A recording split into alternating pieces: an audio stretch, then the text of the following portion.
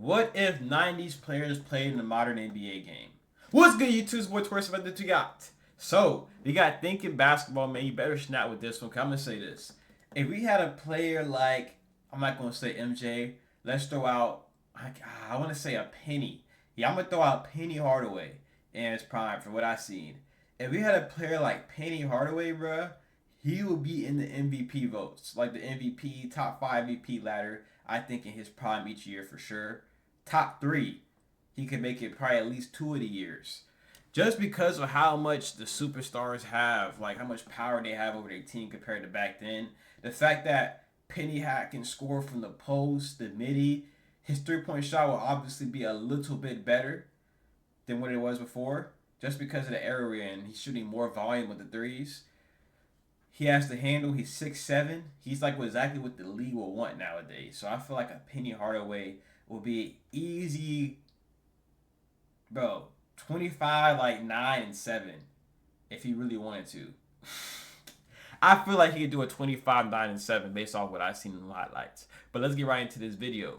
To know what 90s players would look like in today's game, in April of 2026, the Magic and Pistons mostly answered that question by playing a game that blended throwback players and skills with old-school physicality set in a modern-day context. This game had hero ball and post-ups and more high-flying above-the-rim vertical plays that I remember since Phi Slamma Jamma.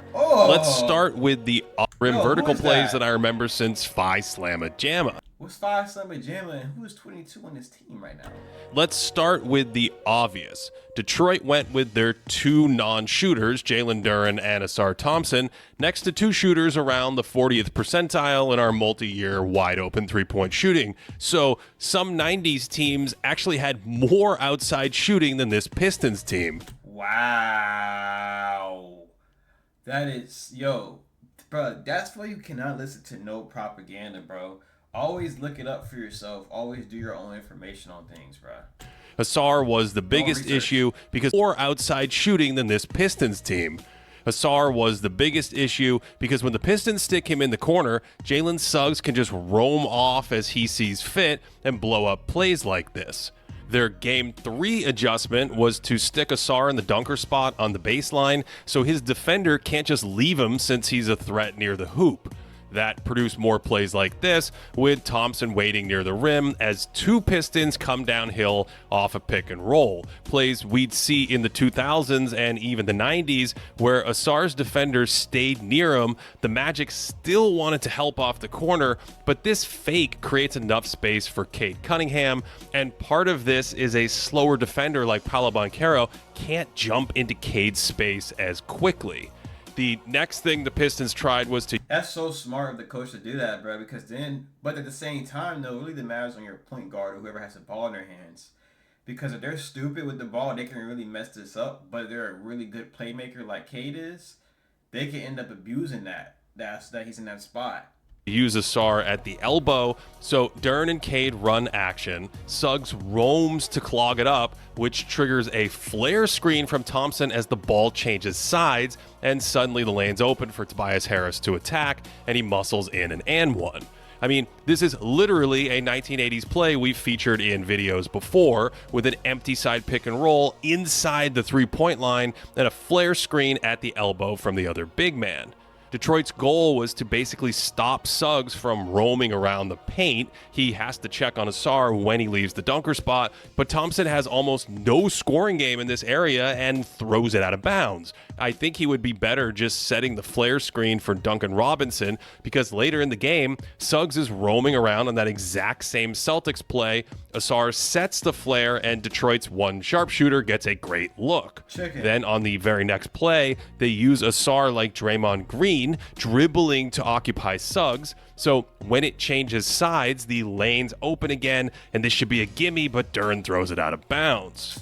Yo, Duren, come on, man. Draymond dribbling works not only because he could drive, but because he can suddenly screen for Steph Curry. So when Detroit uses Ausar to initiate in the first quarter, Suggs does indeed come out, but on the pass, he just slides back over to clog the pick and roll, and then Thompson tries to attack Suggs directly in isolation.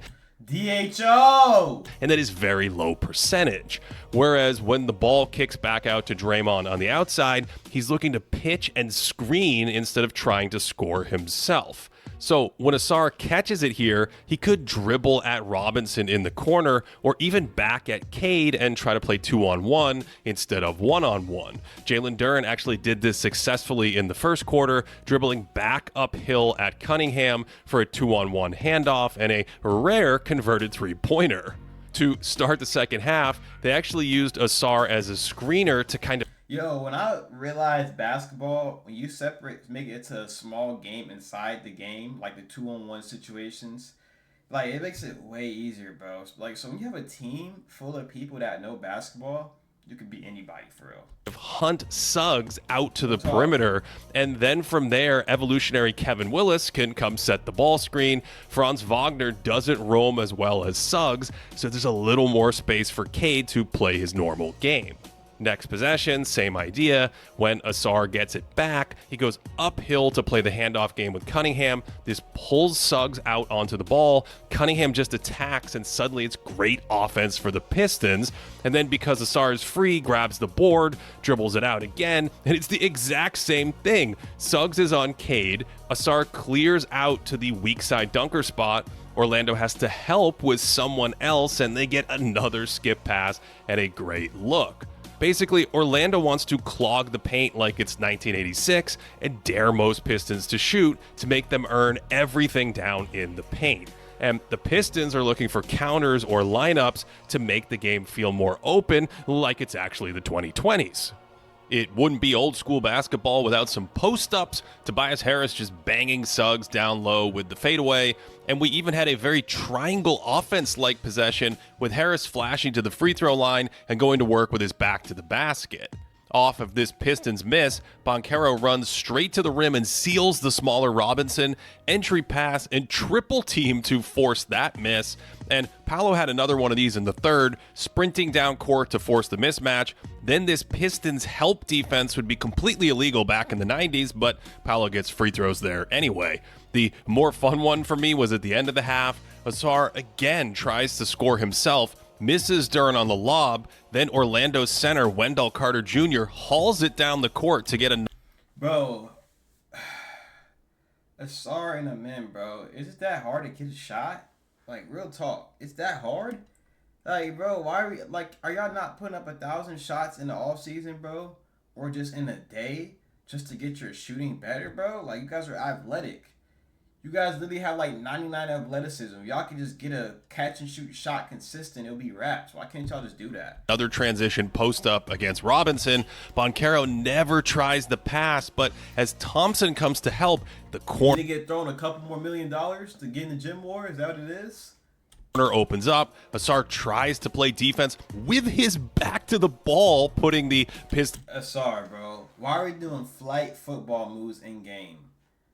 This is not a good look. Defense in the blender. Only the Magic can't really shoot either. Makes rebounding a premium, and Desmond Bane is the one guy who can shoot. So you want to see a playoff game? SeatGeek! NBA playoff is with the Arcs code ticket. That shit old day here at Thinking Basketball. Now, when you can't shoot, winning the possession battle becomes huge. We heard about rebounding margins way more back in the old days, and the Magic had a whopping 16 offensive rebounds in this game. It's usually the Pistons who big boy more slender modern teams, but Orlando's enormous, and this game isn't for the faint of heart. So instead of Detroit taking more shots on goal, the Magic dominated the possession game. So even though Orlando's shooting efficiency was actually worse than Detroit's, they finished with 15 more true shot attempts in this game. This one's caused by Carter Jr. circling the boards, Cade falls asleep, and there are athletes everywhere. We've discussed 2020's basketball being more horizontal before. This game was a vertical display of aerial athleticism.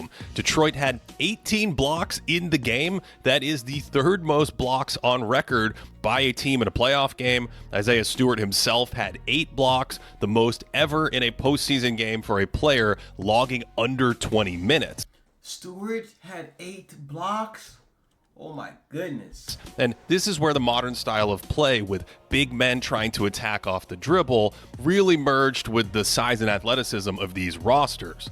Like, Suggs isn't even trying to shoot here, he's just passing it upstairs for the lob and Duren swats it anyway. This all crescendoed late in the fourth quarter with a completely psychotic sequence. Bro, them boys trying each other. I like it. That's why we seen that crazy dunk, boy, earlier. Man, it's so crazy how the playoffs, the NBA just comes way better in the playoffs, bro. I feel like that's why we have to put more weight on the playoffs and championships, bro, because this is literally like peak basketball, the playoffs. Come on, man. One of the most chaotic 20 seconds of basketball you will ever see. Speaking of chaos, Orlando surprised the Magic with the old full court press here. Suggs is lurking behind and they trap Cunningham on the pass, and it's nearly an 8-second violation and a turnover. This play's fascinating because it's so rare where Duren just runs down the floor and never comes back to help Cade, so he's stuck in the backcourt against multiple defenders and no one's really open near Suggs way down the court. Although Cade did have a number of lackadaisical turnovers in this game that contributed to Detroit's shot attempt deficit. The Magic returned the favor, sort of, when Caris LeVert just hounds whoever's dribbling and knocks it away to force another 8-second violation, although this backfires slightly when Cade picks up Jamal Cain in the backcourt, and then we get this. I mean, that is just superhuman stuff right on Duren's head. Oh my, Duren. This is up there with the Scottie Pippen on Ewing. He just didn't walk over you. No cap. This game even had the chippiness of some 90s playoff games with lots of pushing and shoving, hard fouls, Isaiah Stewart having a Ron Artest moment and just cross-checking Paolo Banchero, and we even had a bloody Bane elbow that no one seemed to care about. Finally, it wouldn't be a throwback game without some good old-fashioned hero ball leading to contested mid-range shots. Paolo goes with the illegal defense era clear out here and tries another. And Orlando's issue was that without Robinson in the game, it was hard to find a weak defender. Cunningham's certainly a tough matchup. And when they finally decide that maybe Cade isn't easy to beat one-on-one, they try Caris LeVert for a brief second, and again, offensive rebounds and turnovers are key in a game where the first team to 90 is probably going to win. And to me, this one kind of summarized the game. Magic clinging to a 3-point lead. Carter. Bro, this is what happens when the NBA plays defense, bro. You see how the score is? And people be like, bro, it's a skill gap issue. No, buddy. They just don't be trying to play D in the regular season for real, bro. Y'all boys not slick. Y'all not slick, man. Come on, cuz.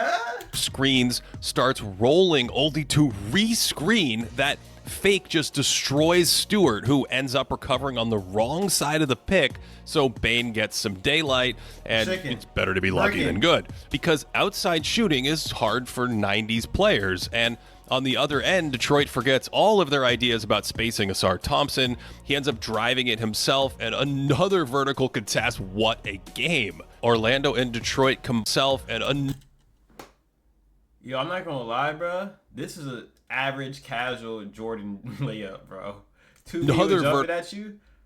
Nah, I ain't gonna cap though. This is. I ain't gonna lie though. I don't know if it because the way he jumped, but this is a very bad predicament to be in, bro. I ain't gonna cap. We got Carter. I mean, he's kind of fouling because Carter's not vertical, really. Let's be real. But at the same time, his arms are probably not hitting him. And then we got Suggs right there. Vertical contest, what a game. Orlando and Detroit combined to shoot 23% from three in this game. Who needs those? The Magic forced 20 turnovers, and I'm pretty sure that's what a basketball game would look like with a bunch of 90s athletes transposed into today's modern game. If you want to work in basketball, my go-to... Hey, I enjoyed this video, bro. He snapped on this one. I like this. I always like the comparisons through eras. I know y'all do too as well. Hope y'all all have a blessed day. And also, make sure y'all tune into my recent video I dropped before this. I put all the most viral shorts of the week into this video, or I selected at least like 5 or 6 of them. And I think it's a cool video. I enjoyed doing it. I think y'all would as well. Make sure to comment on that video and comment on this one as well.